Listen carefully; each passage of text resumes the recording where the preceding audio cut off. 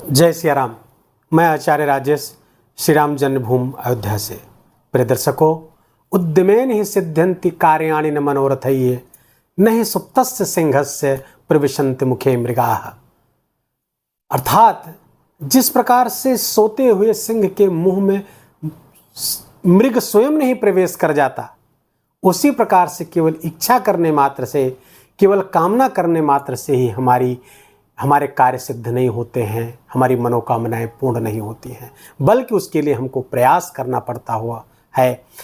शेर जंगल का राजा होते हुए भी उसको भी प्रयास करना पड़ता है अपना पेट भरने के लिए। तो हमें बिना प्रयास किए कुछ मिलने वाला नहीं है। हितोपदेश का एक 36वां श्लोक हमको यही सिखाता है कि हमें यदि अपनी इच्छाओं को पूर्ण करना है, अपने कार्य को सिद्ध करना है, तो अपने पुरुषार्थ के प्रखर अवस्था तक जाना होगा, प्रखर पुरुषार्थ करना पड़ेगा। कन्या राशि के जातकों के लिए बता दूं कि 18 सितंबर से लेकर के 13 अक्टूबर तक भोग विलास, ऐश्वर्य, धन, वैभव, समस्त सुख सुविधा, प्रेम सुख, दाम्पत्य सुख, गीत कला, संगीत आदि के कारक ग्रह शुक्राचार्य अपनी मूल त्रिकोण राशि तुला राशि पर गोचर करेंगे। और इन लगभग 25 दिनों का तुला राशि पर गोचर बहुत ही महत्वपूर्ण है कन्या राशि के जातकों के लिए। यद्यपि शुक्र का यह गोचर सभी 12 राशियों के लिए विभिन्न प्रकार से फलदायी होने वाला है, लाभ देने वाला है, लेकिन अलग अलग राशियों को अलग अलग क्षेत्र से लाभ देने वाला है। धन वैभव बढ़ने वाला है। कन्या राशि के जातकों के लिए किस क्षेत्र से धन आ रहा है, किस क्षेत्र से उनको लाभ हो रहा है, इसको आइए समझते हैं और क्या करने से शुक्र के इस गोचर का सर्वोत्तम लाभ प्राप्त कर सकते हैं। कन्या राशि के जातकों के लिए शुक्र भाग्य स्थान के स्वामी हैं और धन स्थान के स्वामी हैं, और इस समय धन स्थान अर्थात द्वितीय स्थान पर ही गोचर करेंगे और अपनी मूल त्रिकोण राशि पर गोचर करेंगे। कोई ग्रह जब अपनी मूल त्रिकोण राशि पे जाता है तो उच्च के समान फल देने लगता है, काफी बली अवस्था में हो जाते हैं। और धने से धन स्थान पर बैठता है तो यहां कामधेनु नामक धन योग बन जाता है। फलतः शुक्र कन्या राशि के लिए बहुत कुछ लेकर के आए हैं, बहुत कुछ दे सकते हैं। समझना और करना आपको है, क्योंकि आपको ही वो लाभ लेना है, मुझे नहीं लेना है। इसलिए आपके पड़ोसी को नहीं लेना, आपके घर आपको ही प्राप्त करना है, तो आपको ही वो प्रयास करना होगा। कहां से करना होगा? देखिए, आपकी धन स्थान पर शुक्र हैं, मैनेजमेंट के कारक बुध होते हैं, लेकिन माइक्रो मैनेजमेंट के कारक ज्योतिष में शुक्र को कहा गया है। तो आप अपने धन का माइक्रो मैनेजमेंट करना होगा। आपकी संचित राशि का आपको माइक्रो मैनेजमेंट करने की आवश्यकता है, उसको निवेश में लाने की आवश्यकता है, उसकी सुव्यवस्थित व्यवस्था बनाने की आवश्यकता है। तब आपका जो संचित धन है वहां से आपको लाभ होगा। दूसरी बात, शुक्र जहां पर विराजमान है, ये धन का स्थान ही नहीं, ये वाणी का भी स्थान है, ये कुटुंब का भी स्थान है। तो वाणी में विशेष मधुरता का समावेश होगा इस समय, और उस मधुरता से आपकी वाणी में एक विशेष प्रकार का आकर्षण पैदा होगा, जिसके कारण से अगर कोई वाणी से संबंधित कोई व्यापार व्यवसाय है, आपका नौकरी आदि है, वहां से लाभ आपको प्राप्त होगा।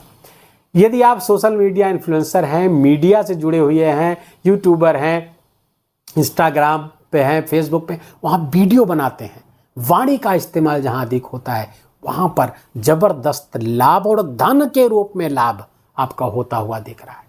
दूसरी बात, शुक्र यहां पर वाणी अर्थात गायन से संबंधित जो लोग, जो जातक सिंगिंग से क्षेत्र से जुड़े हुए हैं और कन्या राशि के जातक है, तो उनको विशेष लाभ प्राप्त होता हुआ दिख रहा है।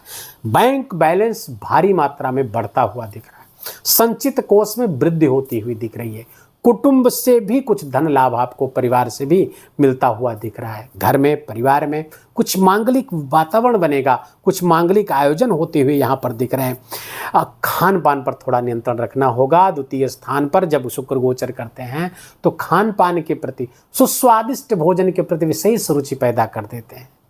इसलिए बार बार ये लोग होटल रेस्तरां में जाने की इनकी आवृत्ति बढ़ जाती है, फ्रिक्वेंसी बढ़ जाती है, जिसके कारण से आपको ओवर ईटिंग या पेट संबंधित कोई बीमारी आपको हो सकती है, इसके प्रति सावधान रहें। खान पान पर थोड़ा, आहार विहार पर यहाँ पर नियंत्रण रखने की आवश्यकता है। शुक्र आपके भाग्य स्थान के स्वामी हैं, फलतः आपके भाग्य में वृद्धि करेंगे।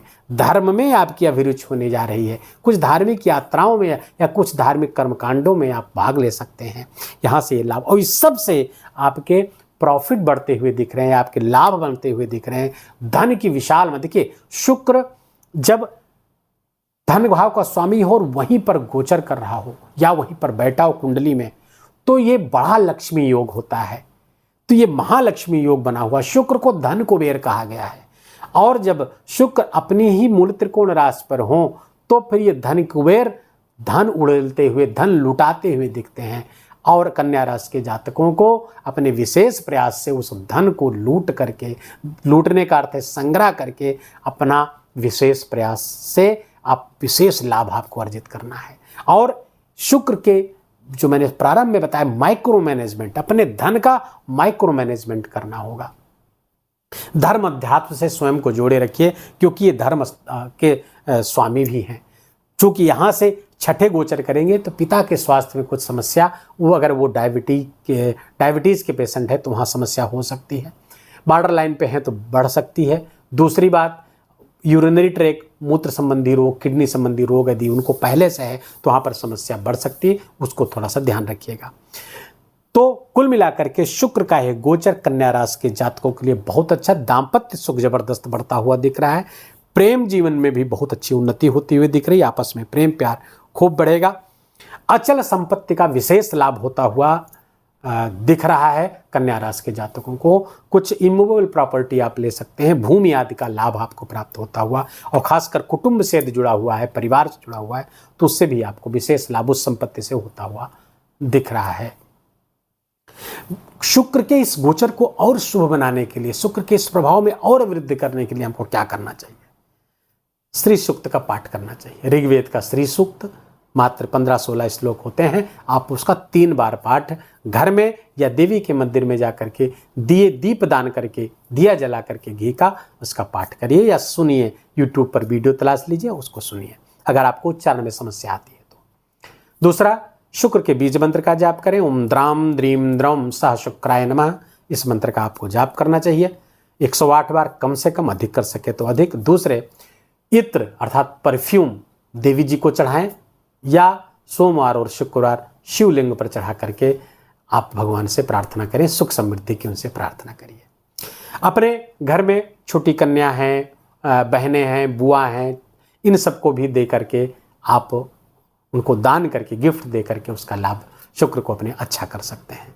माँ लक्ष्मी की कृपा सदैव आप पर बनी रहे, इस मंगल कामना के साथ वीडियो को यही विराम देंगे। वीडियो अच्छा लगा हो, आपके काम का लगा हो, और मेरा बोलना आपका सुनना दोनों सार्थक हुआ हो, तो वीडियो को कृपा करके लाइक करिएगा और अपनों के साथ शेयर करके इसका पुण्य भी लीजिए।